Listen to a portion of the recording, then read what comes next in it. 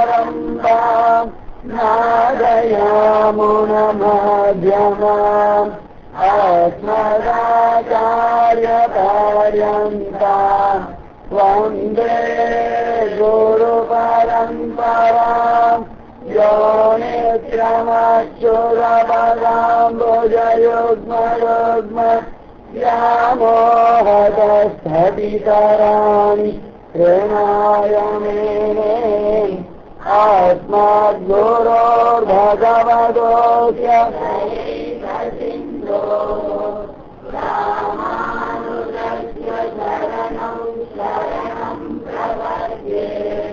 भूतं शरस्य महदाव्यपत्तनाद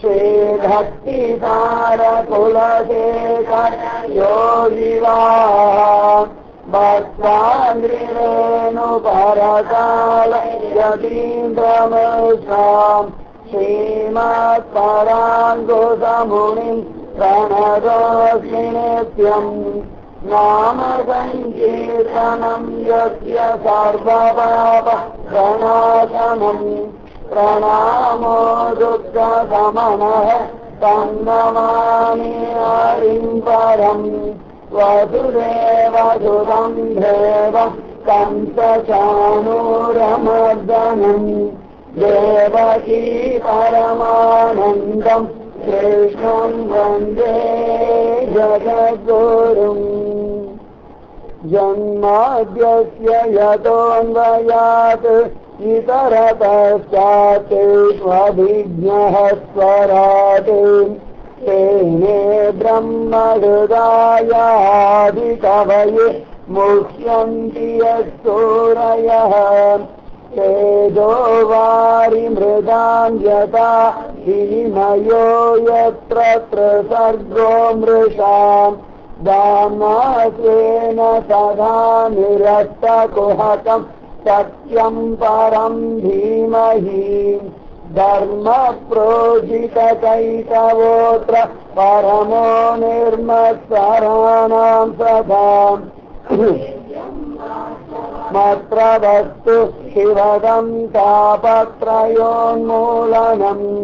श्रीमद्भागवते महामुनिकृते किं वा परैरीश्वरः सद्यो हृद्यवरुध्यतेऽत्र कृतभिः शुश्रूषुभिस्तक्षणात् निगमकल्पतरोर्गलितम्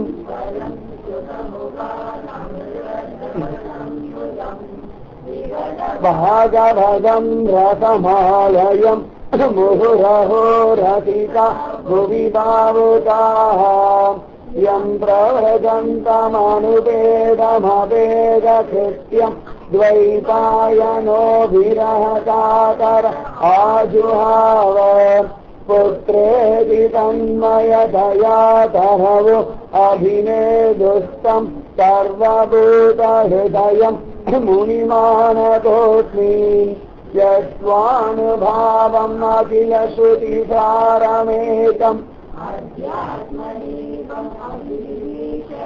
तमोऽन्धम् संसारिणां करुणयादपुराणगुह्यं तं व्याससूनुमुपयामि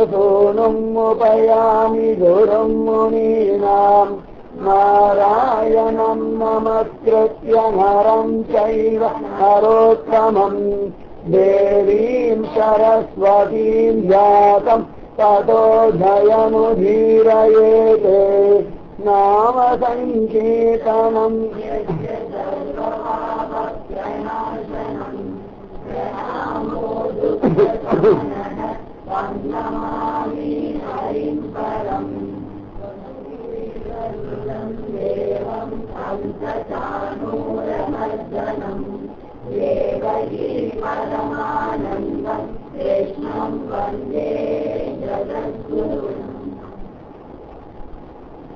श्रीकृष्ण वरुवाई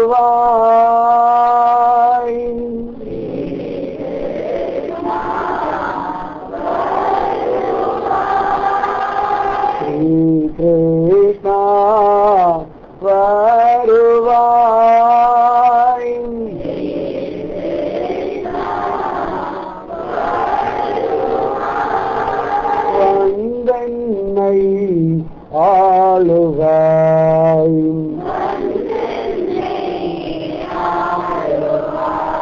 வந்தென்னை ஆளுவாய்.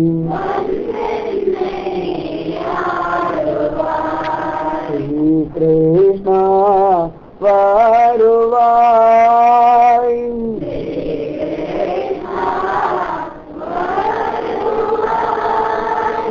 நந்தபாலா நந்தபாலா என்று பாடுகின்றேன். நந்தபாலா நந்தபாலா என்று பாடுகின்றேன். நந்தபாலா நந்தபாலா என்று பாடுகின்றேன். நந்தபாலா நந்தபாலா என்று பாடுகின்றேன். நந்தபாலா நந்தபாலா என்று பாடுகின்றேன்.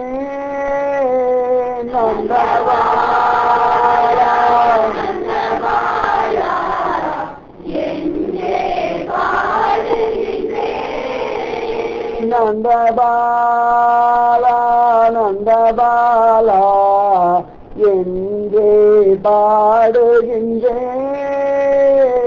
நந்தபாலா நந்தபாலா என்று பாடுகின்றேன். நந்தபாலா நந்தபாலா என்று பாடுகின்றேன். நந்தபாலா நந்தபாலா என்று பாடுகின்றேன். நந்தபாலா நந்தபாலா என்று பாடுகின்றேன்.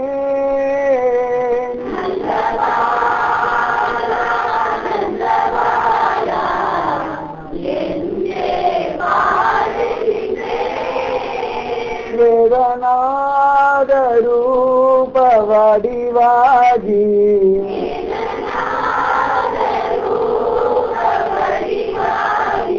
வேதநாத ரூப வடிவாகி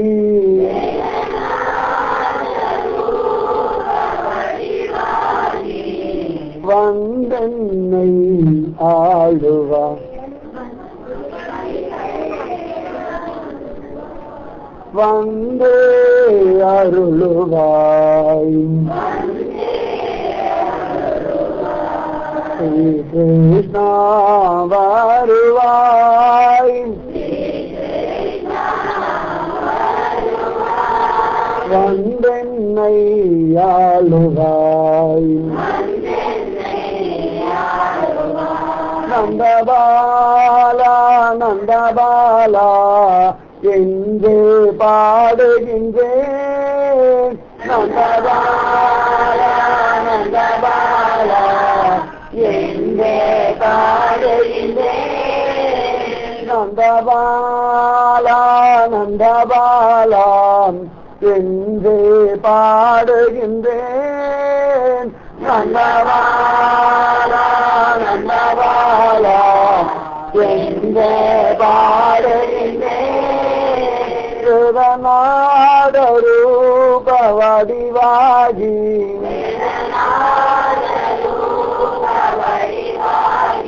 வேதநாத ரூப வடிவாகி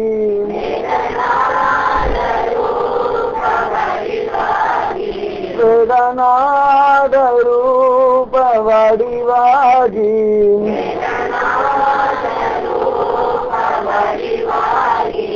வந்து அருளுவாய். வந்து அருளுவாய்.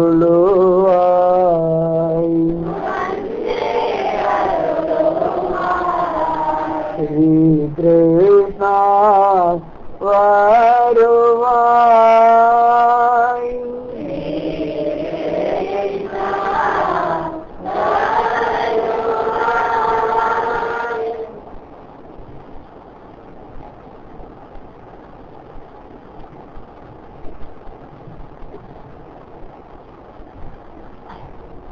குரு பிரம்மா குரு விஷ்ணு குரு தேவோ மகேஸ்வரः குரு சாட்சாத் பரபிரம்மம் தஸ்மை ஸ்ரீ குரவே நமः. குரு சாட்சாத் பரபிரம்ம ஸ்வரூபமா இருக்கார். ஆனா பார்க்கறதுக்கு பரபிரம்ம ஸ்வரூபம் தானோ அப்படின்னு சந்தேகம் வந்து தெளிவா இல்லை. அதுக்காக ஓரம் தள்ளவும் முடியல. புரியாத ஒரு புதர்தான் சத்குரு. கோவில்கள்ல இருக்கும்படியான அர்ச்சாவதார மூர்த்தி பரபிரம்மம் அப்படின்னு சத்துன்னு புரிய மாட்டேங்கிறது. திருடம் விஸ்வாசம் இரண்டும் இருந்தா தான் அவருடைய பலம் புரியும். அதுபோல குருவுடைய பிரபாவம் தெளிவை கொடுக்கிறா. குரு அஜானத்துல மயங்கி காமத்துல தோத்து போய் வாழ்க்கையுடைய ரகசியம் புரியாம திக்ராந்த மோகன்னு சொல்லும்படியா திக்கு தெரியாம மோகிச்சு போய் கிடக்கிற இந்த ஜீவனை சம்சார சாகரத்திலிருந்து கைப்பற்றி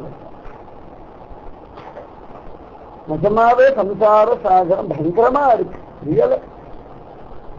ஆனாலும் கைதூக்கி வர்றாள் அந்த ஜீவன்.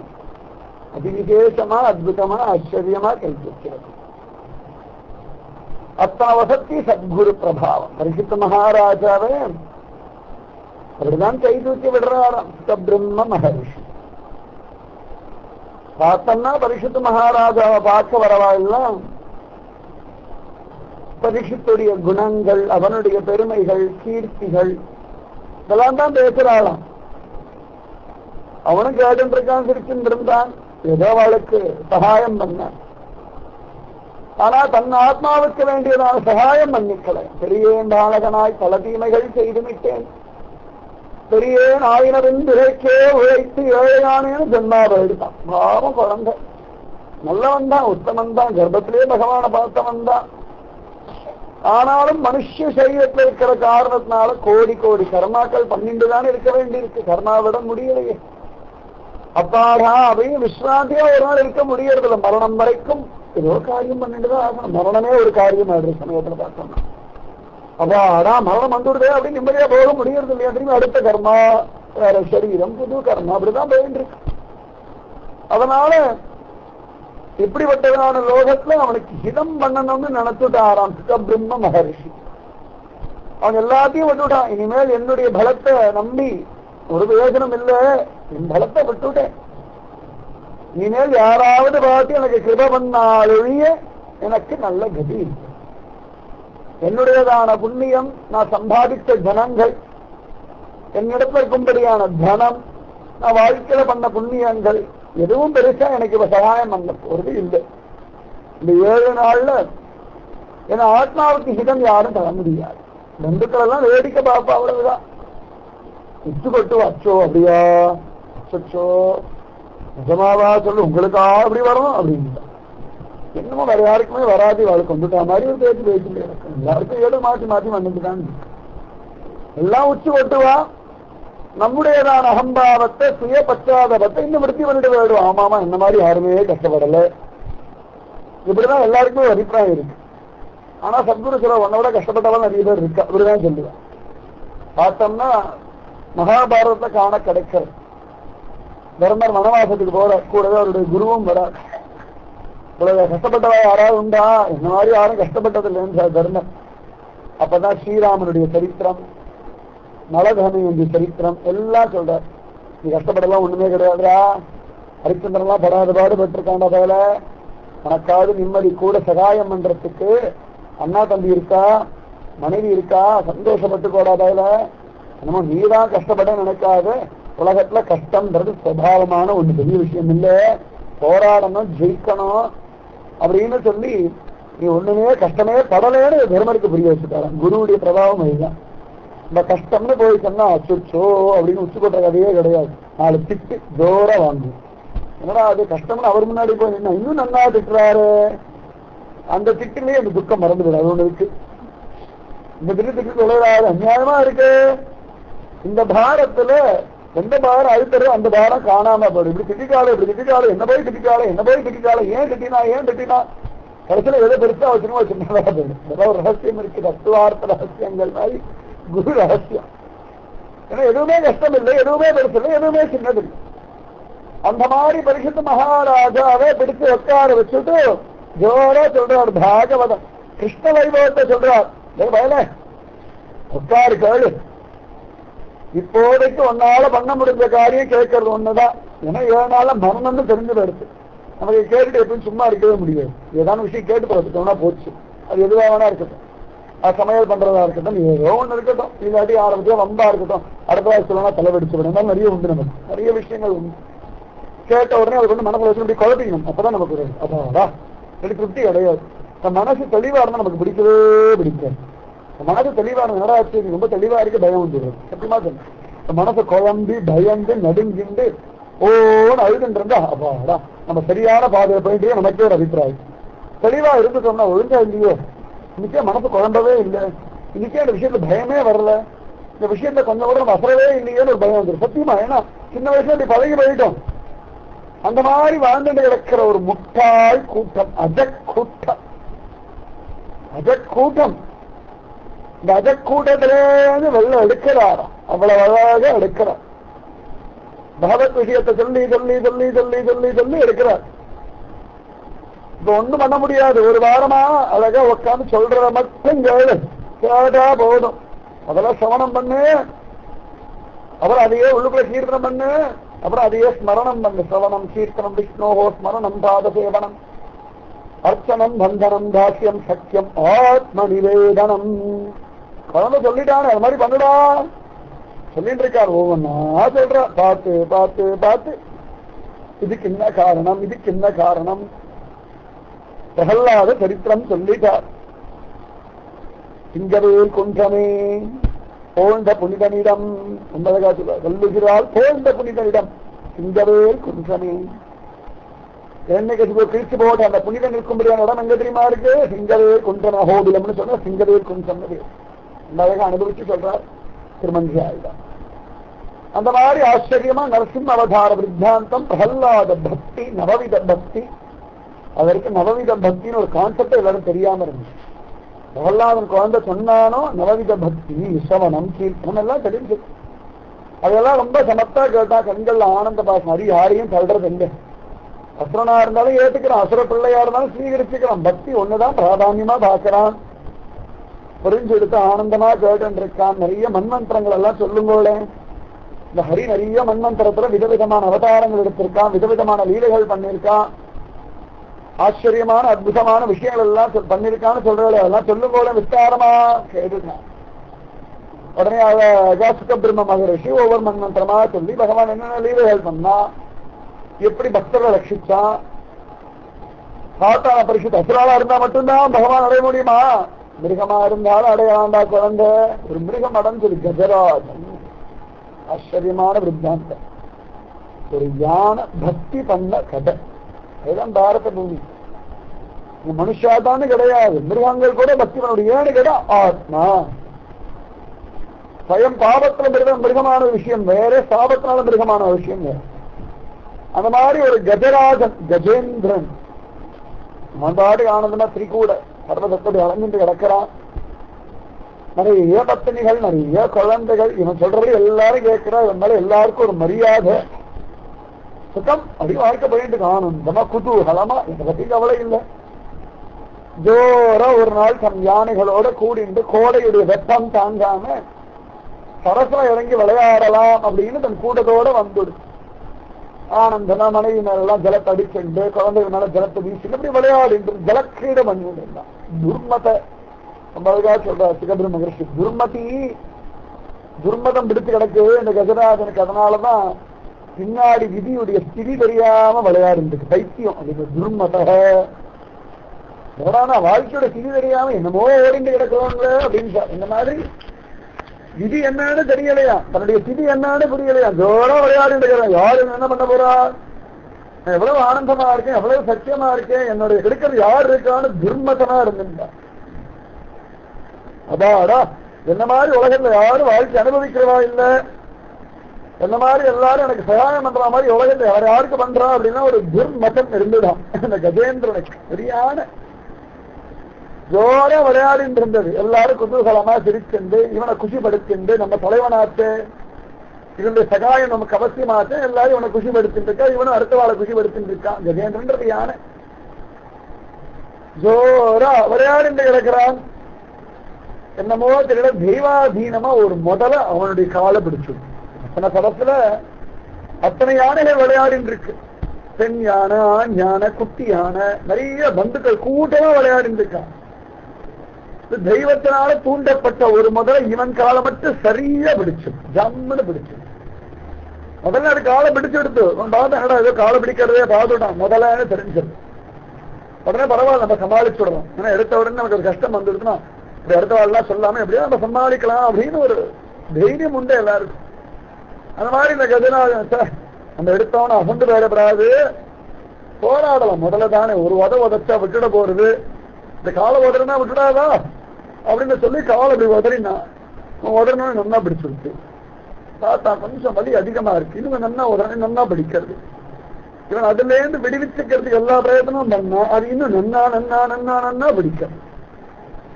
அக்னி அணைக்கிறதுக்கு விசிறியை கொண்டு வீசினான். அந்த கதை தான் நம்ம பண்றது எல்லாமே.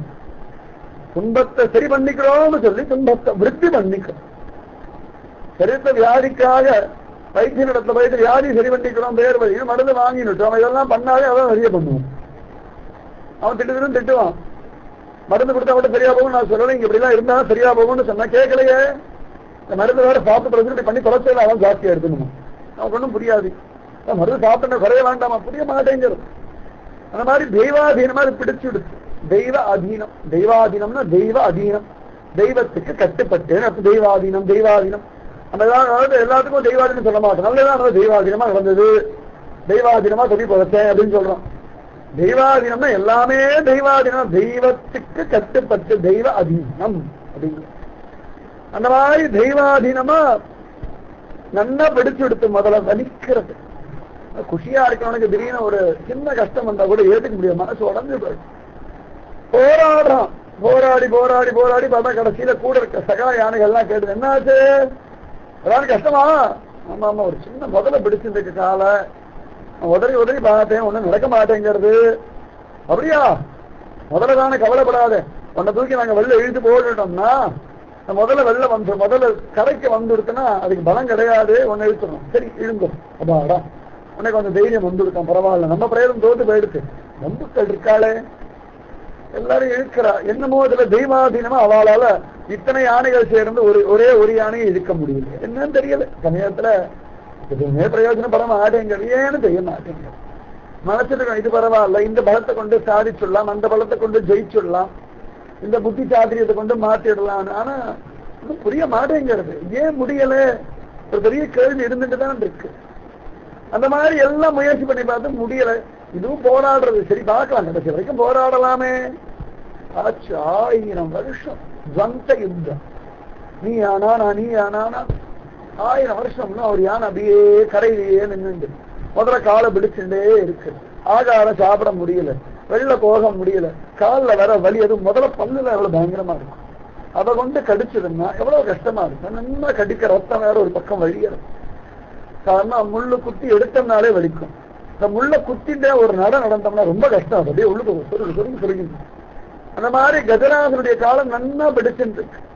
1000 வருஷம் ஆக ஆக ஆக காலப்போக்குல இந்த கஜேந்திரனுடைய பலம் குறைஞ்சு போயிடுது. உற்சாகம், ஜெய் போன்ற நம்பிக்கை எல்லாம் குறையுது. இப்படிதானே போராட போராட என்ன ஆகுறதுன்னா முதல்ல நமக்கு ஜெயிக்க வருமா அப்படின்னு முதல்ல குறைஞ்சு போயிடும். முதல்ல போராடணும்ன்ற உற்சாகம் குறைஞ்சு போயிடும். ஆமா போ என்னதான் போராட விட்டு தொலைக்கலாம் அப்படின்னு முதல்ல உற்சாகம் குறையும்.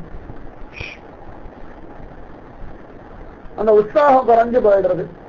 அது கூடவே ஜெயிப்போம் அப்படின்ற நம்பிக்கையும் தாழ்ந்து போகிறது.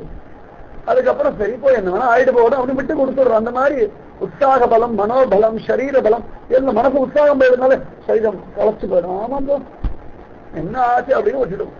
அந்த மாதிரி உற்சாக பலம், ஜெயிக்கணும்ன்ற ஆசை, சரீர பலம், மனோபலம் எல்லாம் கொஞ்சம் கொஞ்சமா வச்சுட்டு வரும். அதே சந்தர்ப்பத்தை இந்த முதலைக்கு இது 3 அதிகமாக கஜராஜன் தோத்துட்டு இருக்கான். நம்ம தான் ஜெயிக்க போறோம். இத்தனை பேர் முயற்சி பண்ணி நம்மள ஒண்ணும் பண்ண முடியலையே, பரவாயில்ல அப்படின்னு சொல்லி நல்லா இருக்கிறான். 1000 வருஷம் களைச்சு போயிட்டான். ஒரு சிதியில முடியல அவனால, கஜராஜனால. இந்த மாதிரி மாட்டினுட்டேனே, இந்த முதல்ல ஏன் காலம் பிடிச்சது, நான் ஏன் இடத்துல மாட்டின்றேன், இத்தனை நாள் மாட்டிக்கலையே, இன்னைக்கு வந்து மாட்டினுட்டேனே, இதுல இருந்து மீள முடியலையே.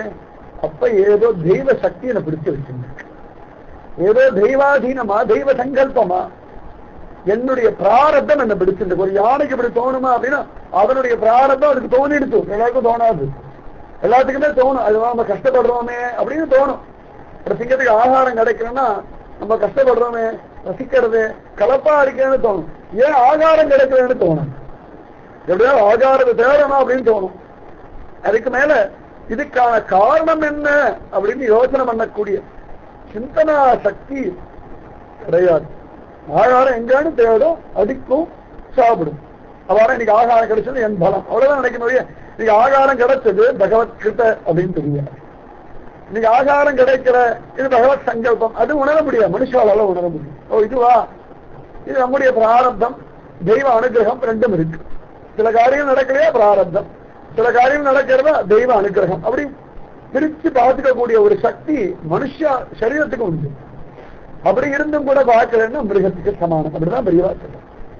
அந்த மாதிரி இந்த கஜராஜனுக்கு ஏதோ பூர்வ ஜென்ம சுகிருதம் ஒரு ஞாபகம் வந்துடுது. சரி, இது ஏதோ தெய்வ சங்கல்பம் மாட்டிட்டோம், இந்த தெய்வமே விடுவிச்சால வழி நம்மளை யாரும் விடுவிக்க முடியும். தோத்து போயாச்சு, நம்ம சக்தி தோத்து போயிடுச்சு, பந்துக்களோட சக்தி தோத்து போயிடுச்சு, எல்லாம் தோத்து போயாச்சு. ஆனா வாழன்ற ஆசை தோத்து போகல. அதான் எல்லா சமயம் போராடுறோம், எல்லாத்தையும் ஜெயிக்கணும்னு ஆசைப்படுறோம், களைச்சு போகிறோம், விட்டுலாம் தோன்றது. வேணா விட முடியல, இந்த வாழணும்னு ஒரு உத்வேகம் இருக்கணும், ஒரு ஆசை. ஆனா போ விட்டுடலாம் அப்படின்னு தோன்றது. திரும்ப எங்கேயாவது ஓரத்தை துளிர்த்து கிடைக்கிற மாதிரி இருக்கணும், தெரிய பிடிச்சிக்கணும். வேண்டாம் வேண்டாம் அப்பா ஏமாத்துறா அப்படின்னு விட்டு யாரும் தயாரா இல்லை. கடைசி சமயத்துல படுத்துட்டு கிடக்கிற சமயத்துல கூட தோன்றினால் பொருள் சேர்த்தது உண்டாகில் சொல்லு சொல்லு என்று சுற்றும் இருந்து ஆர் வினவிலும் வாய் திறவாது. கடைசி இழுத்துட்டு கிடக்கிறாளாம். டேய் எங்கெல்லாம் வச்சிருக்க பணத்தெல்லாம் சொல்லு, என்ன பேங்க்ல போயிட்டு இருக்க, என்ன அக்கௌண்ட்ல இருக்கு சொல்லு சொல்லு சொல்லு சொல்லு, எல்லாம் பத்திரம்லாம் எழுதி வாங்கணும் சொல்லு சொல்லு கேட்கிறான். அப்ப கூட சொல்ல மாட்டேங்கிறாளாம். பண்ணால பார்த்து சிரிக்கிறான், சொல்ல மாட்டேனே. என்ன சிரிக்கிற சொல்லுங்க அப்படின்னு நான் சிரிச்சுட்டே கேட்டா கூட சொல்ல மாட்டேன், நான் உயிரோடு இருப்பேன், எனக்கு வாய்ஸ் கெட்டி. ஜோசிகாரன் சொல்லியிருக்கான், என் வாய்ஸ் கெட்டி, எங்க தாத்தா சொல்லியிருக்கான், எல்லாம் சொல்லிட்டு தான் வச்சு போண்டு. யார் ஆயுசு கட்டின்னு அவளுக்கு கூட தெரியல. பரமாத்மா தவிர யாருக்கும் ஆயுசு கெட்டியே கிடையாது. அவனுடைய ஆசையை நிர்ணயம் பண்ணிட்டுதான் அவனே பூமியில இறங்கி வரான். ராமனா வந்தா 11,000 வருஷம், கிருஷ்ணனா வந்தா 125 வருஷம், நரசிம்மனா வந்தா கிழிச்சு போடுற வரைக்கும் கணக்கு கொண்டு வரும். அதுக்கப்புறம் காணாம போயிடலாம். இந்த மனுஷாவுடைய ஆயுசு கெட்டி யார் சொல்ல முடியும்? அப்படியே வாழ்ந்தாலும் 100 வயசு வாழ்ந்தோம்னா பெரிய விஷயமா இருக்கு. அதனால எல்லாம் நடந்து அப்ப கூட சொல்ல மாட்டேங்கிறாளா. சோர்வினால் பொருள் சேர்த்தது உண்டாகி சொல்லு சொல்லு என்று சுற்றம் இருந்து ஆர் வினவிலும் வாய் திறவாதே அந்த காலம் அடைவதன் முன்னம். அப்ப கூட சொல்ல மாட்டேங்கிறாரு. அந்த மாதிரி வாழணுன்ற ஆசை விட்டு போக மாட்டேங்கிறவா. அந்த மாதிரி இவனுக்கு வாழணுன்ற ஆசை விட்டு போகல. சரி பாசுதான், ஏதோ பூர்வ ஜன்ம சுகிருதம். எந்த பகவான் எல்லாத்துக்கும் ஆதி காரணமோ அந்த பகவான் இந்த சம்சாரத்திலிருந்து விடுவிக்கட்டும், அதாவது முதலையுடைய பிடியிலேருந்து விடுவிக்கட்டும்ன்ற ஆசை காட்டிலும் கஜேந்திரனுக்கு ஒரு தெளிவு வந்துடுதான். ஏன்னு கேட்டா இத்தனை பேர் இருந்தா துக்கத்தை நாசம் பண்ண முடியும். இத்தனை பேரோட நான் ஆனந்தமா இருந்து அவளுக்கு என்னால பிரயோஜனம் இருந்தது, என்னால அவளுக்கு பிரயோஜனம் இருந்தது, ரெண்டு இருந்தது. எனக்கு அவர்கள் மூலமா ஒரு பிரயோஜனம் இருந்தது, இப்படி இருந்தோம். ஆனா துன்பம்னு வரும்போது யாரும் பிரயோஜனப்படலை. இவாளோட பந்தம் நெருங்கினவர்கள், அவளுடைய பலம், என் சக்தி, நான் அவளுக்கு பண்ண சகாயம், அவன் எனக்கு பண்ண சகாயம், எதுவும் பிரயோஜனம் இல்லை. அதனால இந்த சம்சாரம் தான் பயங்கரம். முதல்ல பயங்கரமே கிடையாது, முதல்ல சரீரத்தை தான் கடிக்கிறது. சம்சாரம் ஆத்மாவே அல்ல படுத்தின்னு இருக்கு. படாதவாறு படுத்துறது. தாயே தந்தை என்றும் தாரமே கிளை மக்கள் என்றும் நோயே பட்டு ஒழிந்து இவா காப்பாத்துவா, அவா சகாயம் பண்ணுவா, அப்படிதான் நினைச்சுட்டு இருக்கோம். வயசான காலம் ஆயிடுச்சு அப்படின்னா சரி எவ்வளவு வயசுல இருக்கு நம்ம குழந்தைகள் பேரன் பேச்சுகள் இவாள வசிப்பா அப்படின்னு நினைக்கிறோம். அப்புறம் பார்த்தோம் அவளுக்கு ஏதோ காரியம், அவளுக்கு ஏதோ வேலை, அவள் இங்க இருந்தாலும் என் ஃபியூச்சர் நல்லா இருக்கும், அவாவ ஒவ்வொரு பக்கம் போயிடுறா. ஒவ்வொரு பக்கம் போன பிறகு நம்ம பாடு தனியாக தான் இருந்தோம். யார் சகாயம் பண்ண முடியாது? நம்ம ஒத்துக்கவும் முடியல, ஒத்துக்காம இருக்கவும் முடியல. சரி நம்ம காலம் தான் முடிஞ்சு போயிடுச்சு, அவளா சௌக்கியமா இருக்கட்டும், அப்படின்னு ஏதோ வேற வழி இல்லாம கம்பல்சன்னா சரி எங்கேயோ எடுக்கா ஏதோ நம்ம மேல ஒரு பிரீத்தி வச்சிருக்காலும் அல்ப சந்தோஷத்தை காலத்தை கடத்தணும் அவ்வளவுதானே ஒழிய அவ நமக்கு சகாயமா நம்ம அவளுக்கு சகாயமான்னு தெரியல வயசா எடுத்து பரவாயில்ல மற்ற வாழ்க்கெல்லாம் பெண் குழந்தை நமக்கு ஆண் குழந்தை இருக்கு அப்படின்னு பார்த்தா அது அழகா பிள்ளைய பெற்றிருக்கோம் ஏதாவது குழந்தைய பெற்றிருக்கோம் அது ஸ்கூலுக்கு அழிச்சுட்டு போயிட்டு இங்க அழிச்சுட்டு போயிட்டுவா 1000 ரூபாய்னா சொல்லிட்டு இருப்பா தானே இருக்கிறது எம்ஏ சொல்லிட்டு தப்புன்னு சொல்ல அர்த்தம் இல்லை உலகத்துடைய யதார்த்தமான ஸ்திதியை சொல்ல சும்மா தானே இருக்கிறப்பா போய் அதை கட்டிட்டு வாங்க இதை கட்டிட்டு வாங்க இதை பண்ணப்படாதா அதை பண்ணப்படாதான்னுவா நமக்கு சரீர முடியாது நாளைக்கு பண்ண இன்னைக்குதான்ப்பா கடைசி நாள் அப்படிதான் சொல்லுவா அவளும் அது முன்னாடி சொல்ல மாட்டாவா நிறைய இருக்கு எல்லாரையும் குத்தம் சொல்றேன்னு இல்லை மனுஷ ஸ்வபாவம் ஒவ்வொருத்தரும் ஓடிட்டு கிடக்கிறோம் ஆனால் நாளுக்கு யாராவது சகாயம் பண்ணா தேவையில்ல என்ன லீவு போடப்படாத என்னால முடியாதுப்பா ஒரு நாள் லீவு போட்டா பணம் போகும்பா மேனேஜர் திட்டுவாங்கப்பா ஆபீஸ்ல ஒரே டென்ஷன்ப்பா இயர் எண்டிங் இதுக்குதான் சொல்லிட்டு இருப்பா இது முடிஞ்ச மாதிரி தெரியல ஒண்ணும் மாத்தி மாத்தி ஹாஃப் இயர்லி குவார்டர்லி எதாவது சொல்லிட்டு இருக்கா ஆக மொத்தம் லேட்டா வரது சுலபமா வச்சுருக்கா அவ்வளவுதான் அதுக்கு 1008 காரணங்கள் விதவிதமா எல்லாத்தையும் வாழ்க்கை நடைமுறையை ரொம்ப மாற்றிட்டு தான் போயிட்டு இருக்கோம் எங்க போயிட்டு இருக்கோம்னே தெரியல அதாவது வாழ்க்கைக்கு வேலைன்றது போக வேலைக்காக வாழ்க்கைன்னு ஆயிடுச்சு இந்த காலத்துல மகாபாரதம் ராமாயணத்துல அப்படி இல்லவே இல்லை எல்லாருமே வாழ்க்கை அனுபவிச்சாங்க எல்லாருக்குமே ஒரு ராஜன் இருந்தான்னா வேலைக்காரன் வரைக்கும் அவன் வாழ்க்கையை அவன் அனுபவிக்கிறதுக்கான ஒரு உரிமையை கொடுத்துன்னு இருந்தான் அப்ப அந்த மாதிரி வேலை பண்ணிட்டு சரி போயிட்டு வா உன் குடும்பத்தோட இருந்துட்டு வா ராத்தி போயிட்டு மக்கள் அப்படின்னா இந்த காலத்துல அதெல்லாம் இல்லை கேவலம் தான் பிராதான்யமா இருக்கு நமக்கும் பணத்தாசு அதிகமா போயிடுத்தோன்னு அதனால பணம் கொடுத்தா என்ன வேணும் நம்ம அடிமை சாசை கூட எழுதி கொடுக்க தயாரா இருக்கு நிஜமாவே நம்ம மனசு ஒத்துக்கிறது அது அவளுக்கு அட்வான்டேஜா இருக்கு எத்தனையோ இடங்கள் குருஜியமா ரொம்ப விஸ்தாரமாவே ரொம்ப ஆச்சரியமா சொல்லுவேன்